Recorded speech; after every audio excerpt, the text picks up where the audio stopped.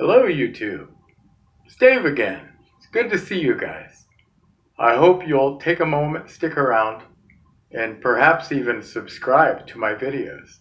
A big shout out goes to the Legion of Men. Bo, thank you. You're the reason I'm doing this, and I do hope something happens good. So, what I want to talk about today, guys, is the difference between being rich and poor. Okay, everyone is so concerned about their financial status and whether or not they, can get the bag. And the reality is, being rich is very, very unobtainable for most. So now we're going to talk about being broke or being poor. And broke is where a lot of people are. And you can relate to this right now. Oh, I can't afford that right now, I'm broke. And you think, oh, in the future. And that's where we get into credit card debt and all kinds of other issues. Because the problem with being broke is you're still living like you're rich. You just don't have the cash flow. By contrast, if you are poor, well, you're not used to cash flow. You're not living your life by all the various purchases. Instead, you actually have to invest deeper. You have to have talents or ambitions. You have to be good with people. You have to build relationships. You have to be nice to animals. Something.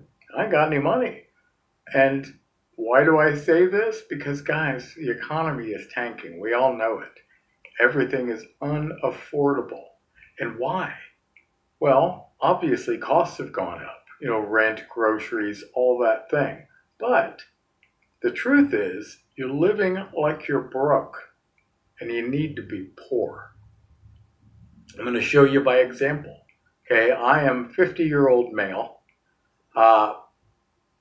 So, musician, obviously. I've told you before that I work a Joe job. It's not a skilled job. Matter of fact, I work about 32 hours a week. That's it. Okay, well, why? Because I've decided it's okay to be poor. Okay, but redefine poor.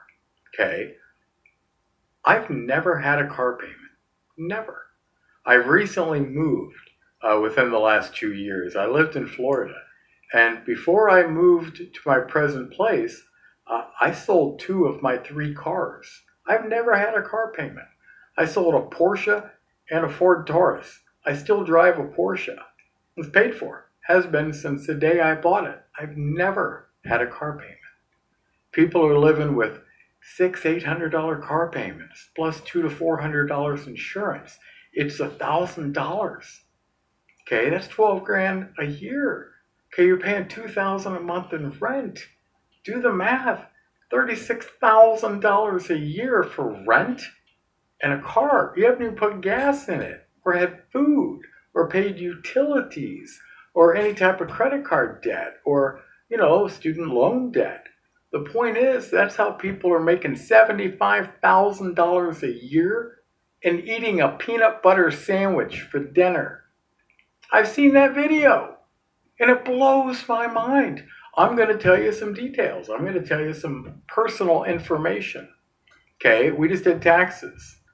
All in, every dime I made last year, $29,000.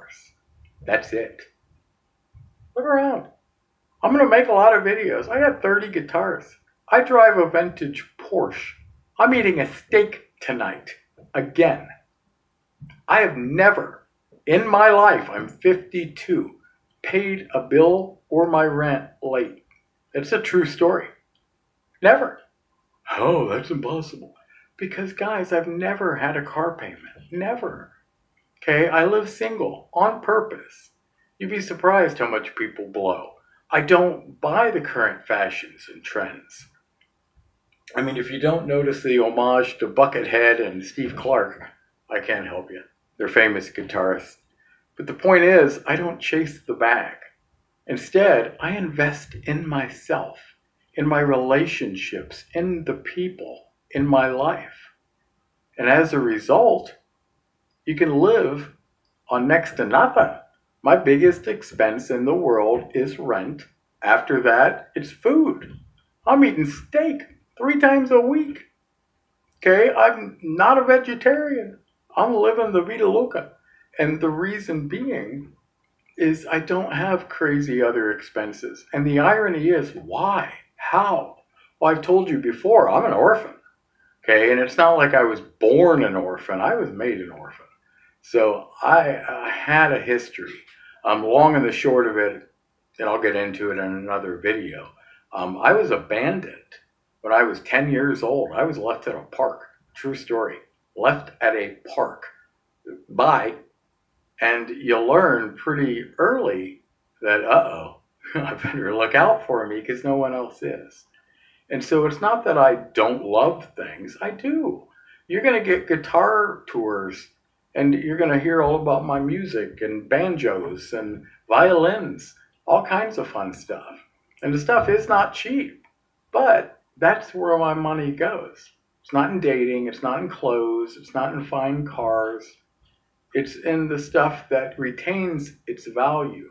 And as a matter of fact, if I didn't make the instrument out of a table, which I did with one I'll show you, I bought it broken. Every guitar I have was broken, and I fixed it. Now it has value. And my collection constantly changes. I'm buying, fixing, selling. It's just little side hustles and here and there. It basically helps me pay for the hobby. That's all. I'm never going to make any money doing music. But at least I can try not to go broke. And I've paid for all my own albums, all that kind of stuff, and it adds up. But compared to filling your closet with all the latest fashions, I just don't find that as rewarding. Also, the car I drive an 85 Porsche 944. And to the purist, you're like, meh. Well, yeah, but it's a nice hatchback. It's roomy. It's very good on gas. And it is literally worth twice what I paid for it. Can you say that about your car? Okay, I sold a Porsche to move here and got more than I paid for it. Can you say that about your car? So this is my point. You don't have to live like you're broke. That means you're always chasing the bag. I have the new car to impress people. I have to have this, new phone. I've never owned an iPhone. I bought one for my son, but I don't need one. I'll take an Android and make a phone call. I don't care. And that's the difference. Okay, it's not that I'm broke. I live poor. As a result, I only spend money on the things that have value and the things that will enhance my life. And you'll see eventually all the guitars. And the thing I want to reiterate, you don't want to try to live to be rich. You don't even want to live to be broke. You want to live like you're poor. Because you're then forced to put your actual value into the things that aren't physical, into yourself, into relationships, into religion, science, who knows? I'm saying that I am a musician because at the end of the day, this sounds silly, but you don't work music, you play music. And I'm not married, I never married, I'm Peter Pan, I never grew up. And this is one of those things I realize that people don't get mad about. You know what I mean? If I was just sitting on the couch all day, eating nachos, people would be mad. But if I play you a song I wrote, you're like, oh, he's using his time well. And that's all it means, is to find value. And once you find your value, you're accepted among all kinds of people. They find you to be your peers. I teach music, and I teach airline pilots, and a couple of astronauts, believe it or not. Other people work at NASA, and it's fun because as you interact with them, they don't look down on you at all. You're living the dream they wish they had done. And don't deny yourself that opportunity because you're trying to be a wage slave. Rethink your life. Think differently about what is so important. Do you need that $5 latte? Okay, I don't. And you save yourself up because you need Porsche parts, you know? And for the haters, no, I don't get government assistance. I make too much money, so they say. So this is not some lie or caveat. This is somebody being genuine about the fact that I see all these broken people and they're flipping out about how I don't want to work, I don't want to be a wage slave, I don't want to do this. Then don't have a life that needs that kind of financing. Come on, guys, simplify. And it's not about moving back with your parents. Branch out. Come on, go to a gym. You do not get strong by not lifting the heavy weights. It is through adversity that we gain our strength. Go honestly, go tear it up. As you gain momentum and physical stamina, you start to just train your brain to approach things differently.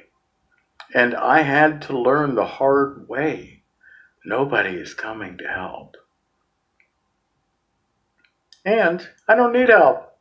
I'm good. As a matter of fact, I'll be happy to share what I know, and if you share what you know, together we can grow as a community, and I'll keep touching on this. We've lost the sense of community. And my job is to sit around the campfire and play the songs that bring us all together and clap and realize, after all, we're just sharing the human condition. Thank you for watching, folks. I want you to tune in some more. I'm going to share all kinds of stories, and I'd like to learn and grow as we go. So, thank you, and thank you, Bo. I appreciate you. Bye-bye.